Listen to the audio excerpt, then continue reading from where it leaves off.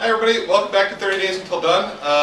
We're working on our Frastic month. Okay, so today is the 20th of October and we've got big news today. My big news is that I am launching an online magazine for Frastic, poetry, even maybe some fiction maybe, mostly poetry in California. So now, we're going to stretch the meaning of that as far. So if you've ever been in California, if there's a piece that came through California, so like we went down to the Norton Simon, there's a bunch of French art there, but it's fine, it's California stuff, right? Whatever it is, it's fine. Or if you're a Californian who went someplace and saw something, that's fine. It's just we're trying to promote the form. Okay, so it's in Frastic, California. I think the website is EKCalif. EKCALIF .blogspot.com. Now you guys have been working on this for a month yet now, well, almost a month on a Frastic work, and we're going to have another month, but we're going to change it up a little bit because in this month what we're taking a look at is traditional art, the stuff that we know. For next month and maybe beyond then, I'm not sure. We're going to go out and we're going to start taking a look at current art that's going on right now, with a special emphasis, if we can, on street art, right? As much as we can. There's a lot of it out there. I live in Claremont right now. I did live in Pomona. Both of these towns have great moments of art, and we've got a lot of tradition of art through this area. I'm also going to be all over teaching at Frasys, right? And on November 4th or 1st, it's the first Sunday of November. I think that's November 1st. I'm going to be teaching at the Chaffee Community Museum of Art. So if you come there at 1 o'clock, we're going to be doing some Frasys about pieces that are right there, going on right now. They're current artists, and if you've got something you'd like me to do, if you know of an art gallery, if you are an artist yourself and you'd like me to have people write poems about your work, let me know. I want to be current right now as much as possible so that we can have this sort of relationship with art.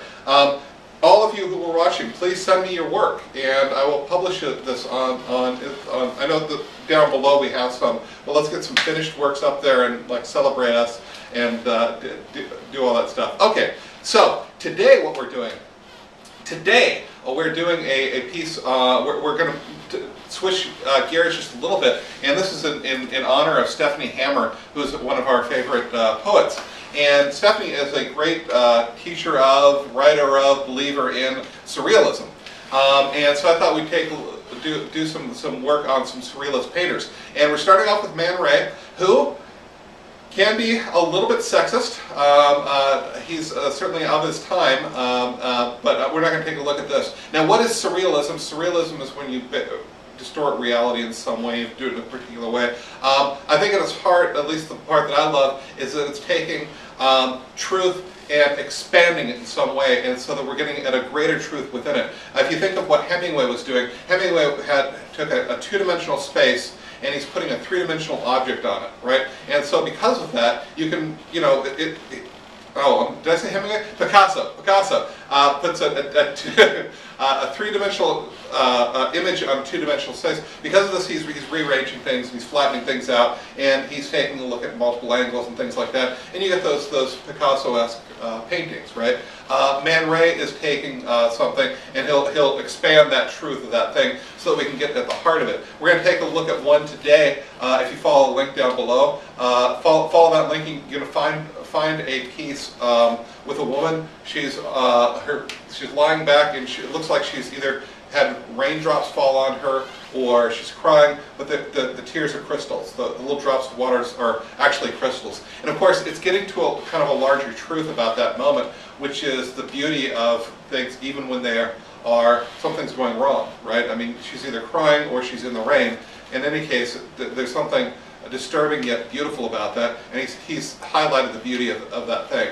Now, how are you going to write this? Well, you can write this in a number of ways. You can write about surrealism from a straight point of view. If you want to follow a form, that's great. Do a sonnet, fantastic. Or you can do it. You can write your own surreal poem. So now you're launching in. As we said, these are all conversations. You're now launching into surrealism as a form, right? You're doing it too. You are answering Man Ray's suggestion about what surrealism is. Man Ray being one of the great surrealist artists ever, and now you're saying, okay, well, here's my take on that as well. Now, how would I do this if I were going to do this? I think I'd do one of two things. I'd go super formal, or I'd go super surreal. One of the two, right? I'm not saying that you should. I'm telling you what I would do. And if I went surreal, I would probably inhabit her headspace and try to take whatever is going on there and exaggerate it, right? Okay, so now we've got crystalline tears. What is so incredibly sad that could form crystalline tears? Now that's a start of the short story. I think of the Bible story where Jesus, did he sweat blood or did he cry blood? I think he sweats it. Okay, so he's sweating blood. It's like, okay, so how bad could it possibly be to make somebody sweat blood?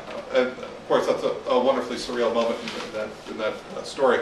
And so we've got this surreal thing. What does it take for her to cry crystals or whatever's going on? That's what I do. I'm not saying you should.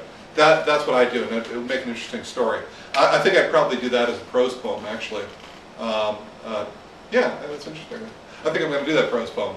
Okay, so that's when you're done with that, post it down below, and we will see you tomorrow. Oh, and start to send me your poems for the other website for Craftsman California, or California Crisis, or whatever I'm going to call that thing.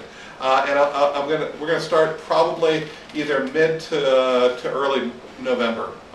Start publishing stuff. And if you can, spread the word as much as possible too. Okay. All right. Well, that's 30 days until done for today, and I will see you tomorrow. Post down below. Bye bye.